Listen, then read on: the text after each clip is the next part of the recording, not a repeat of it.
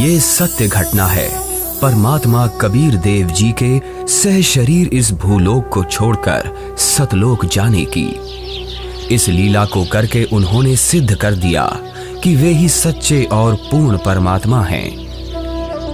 कबीर प्रभु की ये लीला हमें ये संदेश भी देती है कि परमेश्वर किसी धर्म या जाति के बंधन में नहीं बंधा, वो तो सबके लिए एक है।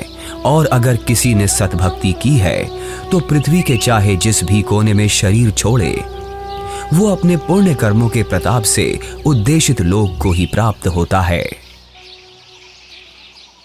ये बात उस समय की है जब ये कहा जाता था कि मगहर में मरने वाला नरक में जाता है और अगले जन्म में उसे गधे के रूप में जन्म लेना पड़ता है।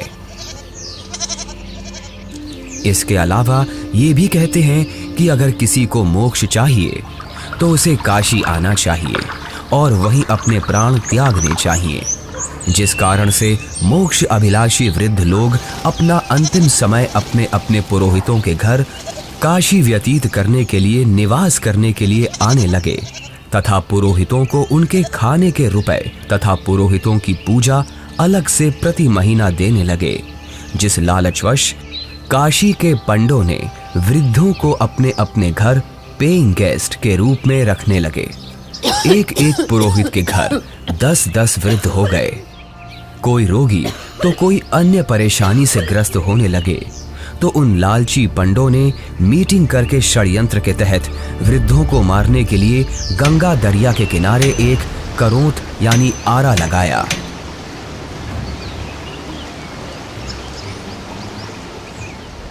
भ्रम फैलाया गया कि जो शीघ्र स्वर्ग जाना चाहता है तो इतने रुपए पूजा, जो उस समय की अधिकतम राशि थी, जमा कराओ। श्रद्धालुओं ने वृद्धावस्था के दुख से छुटकारा पाने के लिए तथा स्वर्ग जाने की भावना से वह महंगी फीस भी देने लगे। उन पंडों ने आदमियों का आरे से गर्दन काटने का पाप सिर पर ले लिया। पंडों के षड्यंत्र पर विश्वास करके वृद्ध अपने बेटों से काशी में प्राण त्यागने के लिए आग्रह करने लगे। लेकिन पिताजी, अभी आपकी और माँ की आयु ही क्या है? अभी तो आपको अपने पोतों का ब्याह देखना है, उनकी संतानों को अपनी गोद में खिलाना है। देख बेटा, जिंदगी जीने का लालच तो कभी खत्म नहीं होता, और वैसे भी अपने जीवन में हमने अपनी सारी जिम्मेदारियों को पूरा कर लिया। अब जब भगवान के पास जाना ही है तो देर क्यों करना? हमें काशी में पवित्र करौंत लेने में स्वर्ग की प्राप्ति होगी। लेकिन पिताजी, काशी में लगे उस करौत के नीचे आकर मरना तो आत्मदाह हुआ ना? अगर उस आत्मदाह से ईश्वर मिलते हो तो क्यों ना आत्मदाह किया जाए? और वैसे भी यहाँ मगहर में मरने से तो हमें मोक्ष मिलेगा नहीं। अगर हम यहाँ मरे तो अगले जन्म में हमें गधे के रूप में जन्म लेना पड़ेगा। क्या तू चाहता है कि तेरे माता पिता का अगला जन्म गधे के रूप में हो? जितनी जल्दी हम काशी जाकर करौंत के नीचे मरेंगे उतनी जल्दी ही मोक्ष मिलेगा। लेकिन पिताजी। बस बेटा, तू हमारे साथ काशी चलकर वहां हमारी करौंत के नीचे आकर प्राण त्यागने की व्यवस्था कर दे। रामशंकर अपने माता पिताजी के साथ काशी के घाट पर पहुंचते हैं। वो उस घाट पर भी पहुंचे जहां करौंत लगा हुआ है। करौंत से थोड़ी दूर पर ही खड़े होकर वो सभी देखते हैं कि गंगा नदी के किनारे करौंत वाली जगह है।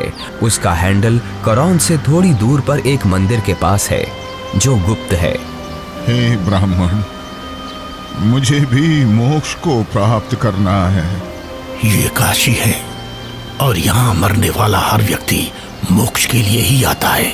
लेकिन मैंने अपने जीवन में बहुत सारे पाप कर्म किए हैं। इससे कोई फर्क नहीं पड़ता है कि मरने वाला व्यक्ति पापात्मा है या पुण्यात्मा।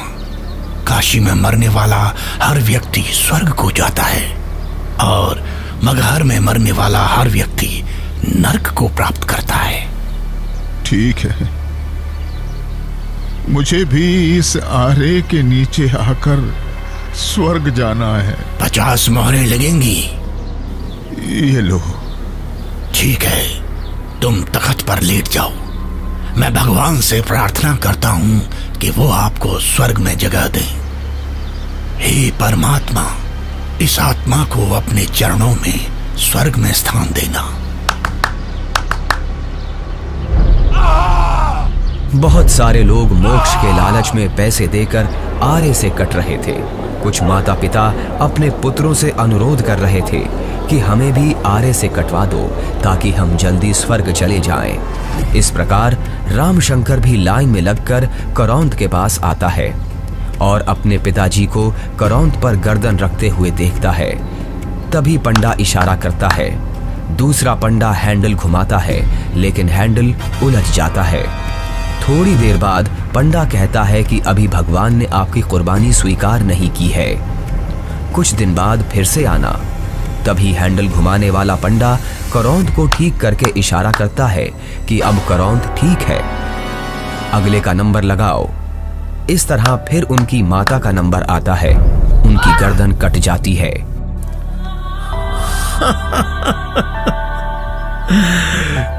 कितना भागा हूं मैं कि भगवान ने मेरी कुर्बानी स्वीकार नहीं की।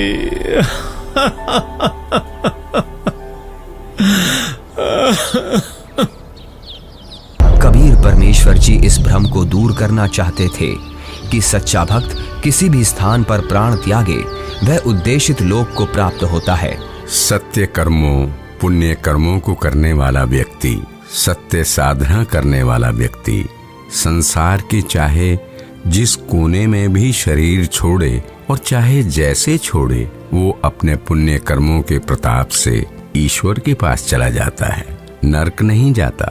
लेकिन दुष्कर्मों को करने वाला इंसान चाहे जहां भी मरे, चाहे काशी हो चाहे मगहर, उसे नरक की ही प्राप्ति होती है। सतलोक को प्राप्त करने के लिए पुण्य कर्म जरूरी हैं, ना कि काशी क्रोध के नीचे मरना। कबीर जी क्षमा कीजिए, लेकिन हम इस बात से सहमत नहीं हैं। ये पुण्य कर्मों को करने वाला व्यक्ति चाहे काशी में मरे या मगहर मरे, उसे स्वर्ग की ही प्राप्ति होगी। सत्य ये है कि अगर कोई भी व्यक्ति काशी में मरता है तो वो चाहे पुण्यकर्मी व्यक्ति हो या पापकर्मी, उसे स्वर्ग की ही प्राप्ति होगी। और अगर कोई व्यक्ति मगहर में मरता है तो वो चाहे पुण्यकर्मी हो या पापकर्मी, उसे नरक की ही प्राप्ति होगी। और इतना ही नहीं, मगहर में मरने वाला अगले जन्म में गधे के रूप में ही जन्म लेगा, ये भी निश्चित है। उस व्यक्ति को भी स्वर्ग की प्राप्ति नहीं होगी। ठीक है, तो मैं फिर मगहर में ही शरीर का त्याग करूंगा और स्वर्ग नहीं, स्वर्ग से भी आगे सतलोक जाऊंगा। और आप सभी पंडितों से मेरा आग्रह है कि आप सभी मेरे साथ मगहर चलें और मेरे शरीर छोड़ने के बाद अपनी ज्योतिष विद्या का प्रयोग करके ईमानदारी से सभी लोगों को ये बता देना कि मैं कहाँ गया हूँ। लोगों के बीच का ये भ्रम दूर होना चाहिए कि मोक्ष केवल काशी मथुरा में शरीर का त्याग करने से नहीं होगा, बल्कि मोक्ष केवल यथार्थ भक्ति से और मर्यादा में रहकर अपने जीवन का निर्वहन करने से होगा। आज आपके मुक्ति का दिन है। करौंद के नीचे आकर मोक्ष पाने के लिए तैयार हो आप? इस आरे अर्थात करौंद से मुक्ति प्राप्त करने के लिए कितनी मोहरें लगेंगी? केवल 50। पिताजी, आपको उस करौंद के नीचे अपने प्राणों को त्यागने की जरूरत नहीं है। क्यों? पर बेटा फिर मुझे मुक्ति कैसे प्राप्त होगी? पिताजी, मैं अभी एक बड़े महापुरुष कबीर देव जी के पास से ही आ रहा हूं। उन्होंने कहा है कि जो व्यक्ति पुण्य कर्म करता है वो सतलोक ही प्राप्त करता है। उसकी मृत्यु चाहे जहां हो। बल्कि खुद कबीर जी मगहर में शरीर त्याग कर ये साबित करने जा रहे हैं कि मगहर में मरने वाला नरक नहीं जाता। यदि उसने सत्कर्म किए हैं तो वो भी स्वर्ग ही जाता है। आपको करौंद के नीचे अपने प्राण त्याग करने की जरूरत नहीं है। पिताजी, इन दुष्टों ने माता जी की हत्या की है। ये पाप कर रहे हैं। अरे अरे, ये क्या कर रहे हो? कबीर देव जी को ज्ञान नहीं है। तुम्हारा दिमाग फिर गया? ज्ञान नहीं है? वो तो साक्षात परमात्मा हैं। तो ठीक है, हम भी उनके साथ मगहर चलते हैं और देखते हैं कि उनकी कही गई बातों में कितना सच है और कितना झूठ।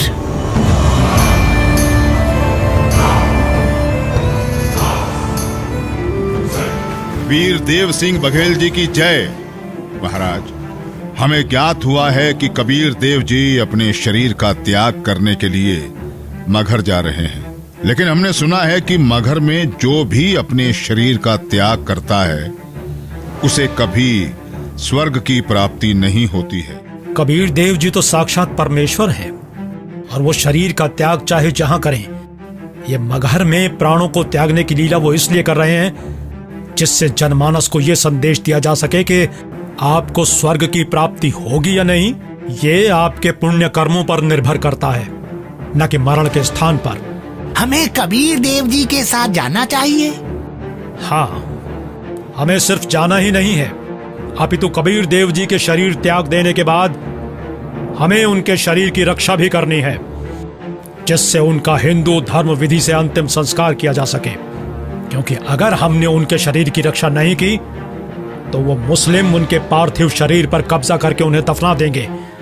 परमात्मा कबीर देव जी केवल हम हिंदुओं के भगवान हैं, उन मलेच्छ मुस्लिमों के नहीं। इसलिए हम आपको आदेश देते हैं, तुरंत ही सेना को हमारे साथ चलने को तैयार किया जाए।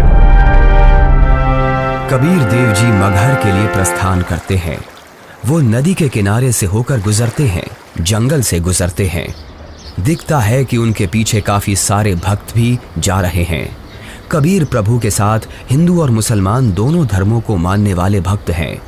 काशी के करौंत का समर्थन करने वाले पंडे हैं, विद्वान पंडित जिनके साथ सालिक राम भगवान की मूर्ति है, और बड़े बड़े टीका चंदन लगाने वाले पंडित जिनके साथ काफी सारी पुस्तकें हैं, वो भी कबीर प्रभु के साथ हैं।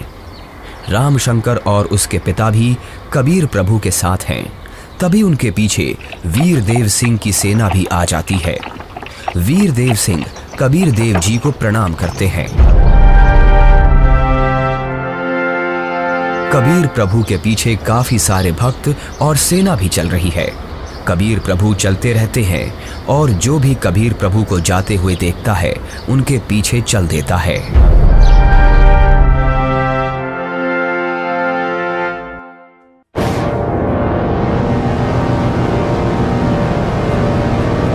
सलाम वालेकुम नवाब बिजली खान पठान साहब। वालेकुम अस्सलाम। कहिए, क्या खबर है? जी नवाब साहब, हमें पता चला है कि खुदा के रूप हमारे पीर कबीर जी महाराज मगहर आ रहे हैं, और सुना है कि वो यहाँ अपनी रूह को अपने जिस्म से आजाद करके सतलोक को रवाना हो जाएंगे। क्या? फिर तो हमें इसी पल कबीर जी के पास पहुंचना होगा, और कबीर जी की रूह के इस दुनिया से जाने के बाद उनके जिस्म को अपने कब्जे में लेकर इस्लाम के रिवाजों से उनके शरीर को धरती में दफन करना चाहिए। और इस बात का भी ख्याल रखना चाहिए कि उनका जिस्म काफिर हिंदुओं के हाथ न लगे। जी नवाब साहब, ऐसा ही होना चाहिए। सेना को हमारे साथ कबीर जी के पास चलने के लिए फौरन तैयार किया जाए, लेकिन कबीर जी को इस बात की अभी भनक न लगे।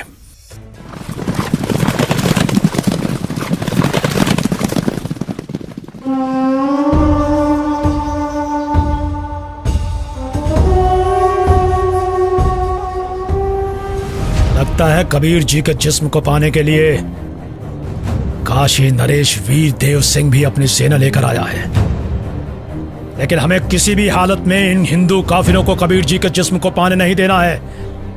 आपके आने का मकसद हमें पता चल गया। पीर जी, बिजली खान आपकी क्या खिदमत कर सकता है? मैं अपना शरीर त्याग करने से पहले स्नान करना चाहता हूँ। जी, हम अभी आपके नहाने के लिए साफ पानी की व्यवस्था करते हैं। नहीं, मैं किसी बहते पानी के दरिया में स्नान करूंगा। बिजली खान। पीर जी, यहाँ एक दरिया बहता था जिसका नाम आमी नदी था, लेकिन पीर जी, शंकर भगवान के श्राप के कारण उसका पानी अब एकदम सूख चुका है। चलो दिखाओ मुझे वो आमी नदी कहाँ है। जी पीर जी, चलिए। कबीर देव जी, वीर देव सिंह, बिजली खान और उनके सेना और बाकी के भक्त उस आमी नदी के पास पहुंच गए। कबीर देव जी ने उस सूखी हुई नदी को देखा। कबीर देव जी ने अपने हाथ जोड़कर प्रार्थना की और फिर अपने हाथों को हवा में ऐसे लहराया जैसे कि वो नदी को बहने का इशारा कर रहे हों। कबीर प्रभु के ऐसे इशारा करते ही थोड़ी दूर पर नदी की ही जगह पर एक जोर से धमाका हुआ और धरती के अंदर से पानी का सैलाब निकला। ये देखकर सभी लोग चौंक जाते हैं और सभी भक्ति भाव से भरकर कबीर प्रभु को देखते हैं और अपने हाथ जोड़ लेते हैं। पूरी नदी में पानी भर जाता है। सभी लोग खुश हो जाते हैं। कबीर प्रभु की जय, कबीर प्रभु की जय, कबीर प्रभु की जय। आदेश दें प्रभु। हुक्म दे मालिक। मुझे 2 सफेद चादरें चाहिए, एक बिछाऊंगा और एक ओढ़ूंगा। जो आज्ञा प्रभु। इसी क्षण 2 सफेद चादर यहाँ लाई जाएं। कोई और आदेश दें प्रभु। बिजली खान, तुम सेना किस लिए लाए हो? वीर देव, तुम किस लिए सेना लाए हो? प्रभु जी, हम आपके शरीर को इतना मलिच्छ मुसलमानों के हाथ नहीं लगने देंगे। इन्होंने अगर आपके शरीर को छू तक भी लिया तो इनमें से कोई भी जीवित नहीं बचेगा। हम आपका अंतिम संस्कार हिंदू रीति रिवाजों से करेंगे। तो हमने भी चूड़ियां नहीं पहन रखी हैं। हम भी अपने अल्लाह के स्वरूप पीर कबीर जी का जिस्म हिंदू काफिरों को नहीं देंगे और इस्लामी तरीके से पीर जी का शरीर को दफन करेंगे। और अगर ऐसा नहीं हुआ तो इसका अंजाम बहुत बुरा होगा। हम वीर देव की सेना से युद्ध करके आपका शरीर प्राप्त करेंगे, लेकिन अंतिम संस्कार हम मुस्लिम तरीके से ही करेंगे। मुझे नहीं पता था कि तुम सब मेरी शिक्षाओं को इतना ही समझ पाए हो। 120 साल हो गए मुझे तुम सब लोगों को समझाते हुए, फिर भी इतना ही समझ पाए हो। मुझे इतना ही जाना है तुम सब ने। आज भी तुम एक ना होकर हिंदू मुसलमान बनकर अलग अलग खड़े हो। मेरी चेतावनी है, अगर तुम लोगों ने आपस में झगड़ा किया तो ठीक नहीं होगा। तुम दोनों एक ही परमात्मा की संतान हो। तुम दोनों अलग अलग ना होकर एक ही हो। हम सबको एक साथ रहना है। मेरे सतलोक गमन के बाद इन चादरों में तुम्हें मेरा शरीर नहीं मिलेगा। एक चादर तुम हिंदू ले लेना और एक चादर तुम मुसलमान, और इन चादरों में जो भी चीज मिले उसे आपस में आधा आधा बांट लेना। आपस में लड़ाई नहीं करना, नहीं तो गृह युद्ध छिड़ जाएगा। मेरे जाने के बाद आपस में झगड़ना मत, ये मेरा आदेश भी है और विनती भी। कबीर प्रभु का शरीर मैं किसी को नहीं दूंगा। कबीर प्रभु के जिस्म को छोड़ने के बाद मैं इनके शरीर को अपने कब्जे में लेकर ही रहूंगा। अब मैं चलता हूं।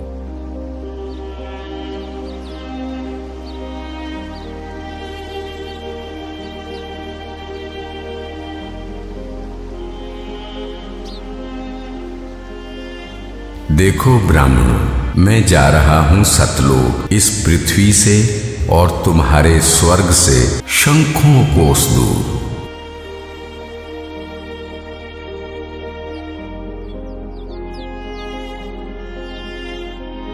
उठा लो पर्दा, इसमें नहीं है मुर्दा, इस चादर को उठाओ। जैसे ही वीर देव और बिजली खान दौड़कर वो चादर उठाते हैं तो कबीर देव जी की जगह उनके ही वजन के बराबर शरीर के आकार के सुगंधित फूल, गुलाब, गेंदा, गुड़हल आदि रखे हुए हैं। ये देखकर सभी लोग चौंक जाते हैं। सभी लोग हाथ जोड़ लेते हैं। अब वीर देव की आंखों से आंसू निकलते हैं। बिजली खान की आंखें भी नम होती हैं। दोनों एक दूसरे को देखते हैं और आपस में एक दूसरे को गले लगाकर रोने लगते हैं। दोनों सेनाओं के सिपाही भी एक दूसरे को देखते हैं। वहां खड़े ब्राह्मण लोगों की भी आंखों से आंसू गिरने लगते हैं। रामशंकर और उसके पिता के भी आंसू गिरते हैं। सभी लोग एक साथ कबीर देव जी के नाम का नारा लगाने लगते हैं। कबीर प्रभु की जय, कबीर प्रभु की जय।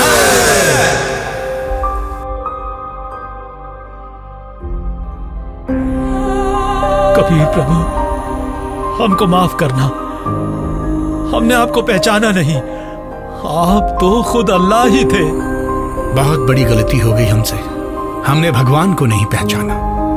कबीर प्रभु की बात हमने नहीं मानी। अब हम सब एक होकर रहेंगे और उनकी कही सारी बातें मानेंगे। या अल्लाह, माफ कर हमें। भगवान माफ करो हमें। कबीर भगवान हमें माफ करो। भगवान हमें माफ करो। फिर हिंदू और मुसलमानों ने आपस में वो फूल बांट लिए और मगहर में ही कबीर प्रभु की याद में 2 अलग अलग स्थानों का निर्माण किया। और फिर उन्हीं में से कुछ फूल लाकर वीर देव सिंह ने काशी में चौरा का भी कबीर प्रभु जी के स्थान का निर्माण किया। उसे कबीर चौरा नाम से जाना जाता है। वहां पर कबीर पंथ का बहुत बड़ा आश्रम बना है। कबीर प्रभु जी ही सच्चे और पूर्ण परमात्मा हैं, जिन्होंने हम सबको रंग भेद, जाति धर्म भेद आदि के आधार पर ना बंटकर एकजुट रहना सिखाया। परमात्मा एक विशेष जाति या समूह का नहीं होता। परमात्मा तो सबका एक है, जिसका नाम कबीर देव है।